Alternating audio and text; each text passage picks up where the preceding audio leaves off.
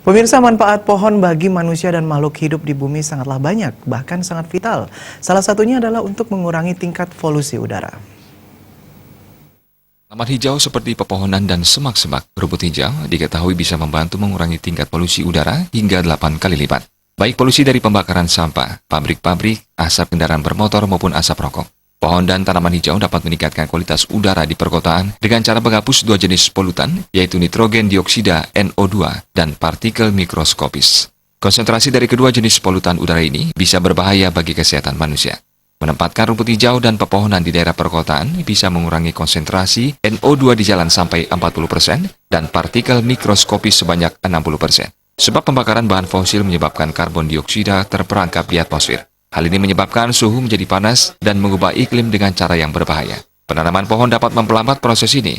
Sebuah pohon mampu menyerap sebanyaknya 48 ton karbon dioksida per tahun. Bahkan, manfaat sebatang pohon yang berusia 40 tahun dapat menyerap 1 ton karbon dioksida.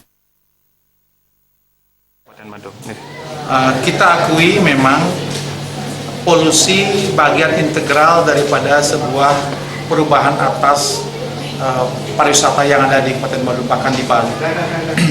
Kondisi ini kami lihat harus kami kerjakan dengan maksimal, yaitu dengan sebutan Pak di Badung, yaitu Badung Darurat Berbenah. Dan kami juga punya konsep menerjemahkan konsep Bapak Wadi Badung, kami harus melaksanakan revolusi dalam pengelolaan sampah dan limbah. Nah, untuk apa? Agar pertanggungjawaban Bapak Wadi Badung, yaitu dengan IKU ke-14, dengan prinsip dasar Pak Wadi Badung yang kelima yang pro lingkungan, harus kami membantu, yaitu ada indeks kualitas air, indeks kualitas udara, dan juga indeks tutupan lahan. Untuk air dan udara kami maksimal sekali mempergunakan pola pendekatan darurat berbenah dalam pengelolaan sampah dan limbah B3. Dan berikutnya juga untuk tutupan lahan, kami sudah tuangkan dalam seluruh izin lingkungan yang ada di Kabupaten Badung, wajib menanam 4 pohon yang besar di kawasannya.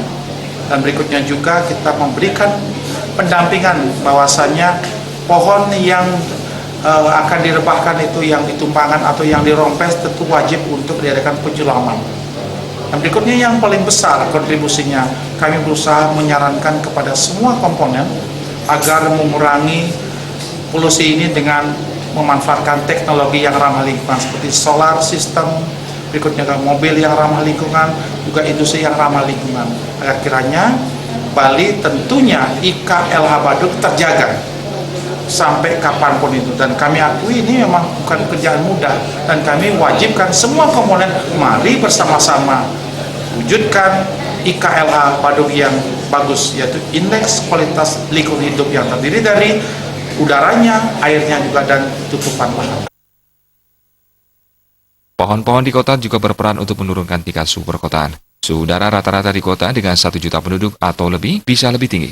Menanam pohon berarti mengurangi terciptanya konsentrasi panas di perkotaan. Inilah salah satu alasan pentingnya menanam pohon. Jadi itu asap rokok salah satu juga penyebab. Makanya kita perbanyak sekarang kawasan anti rokok, dan juga kami juga sebut juga kawasan-kawasan kita terus perbanyak dengan adanya peraturan daerah, dan ini menjadi catatan khusus buat kita bersama. Jadi kami tidak ikut campur masalah dampak ekonomi, tapi kan kami berpikir dari sisi lingkungan, dan kami berharap ke depan yang ini diperbanyak di seluruh Kabupaten Badung, dan juga kesadaran masyarakat itu adalah yang menjadi kuncinya. Jadi kami selaku motivator, motornya adalah masyarakat. Menurut Kepala Dinas Lingkungan Hidup dan Kebersihan Kabupaten Badung, Ibu Eka Mertawan, pihaknya terus memperbanyak penanaman pohon dan menambah ruang terbuka hijau. Pihaknya mewajibkan masyarakat melestarikan pohon-pohon besar, serta mengawasi pembuangan limbah ke laut dan sungai maupun saluran irigasi yang dapat menyebabkan pencemaran. Menanam pohon merupakan satu dari banyak upaya yang bisa dilakukan bersama-sama untuk menjaga lingkungan. Selain upaya reaktif, juga banyak opsi untuk melakukan upaya preventif, seperti menerapkan prinsip pengurangan risiko dalam kehidupan sehari-hari, serta menggunakan produk yang lebih ramah lingkungan. Kita semua bisa berperan. Agung Riyadi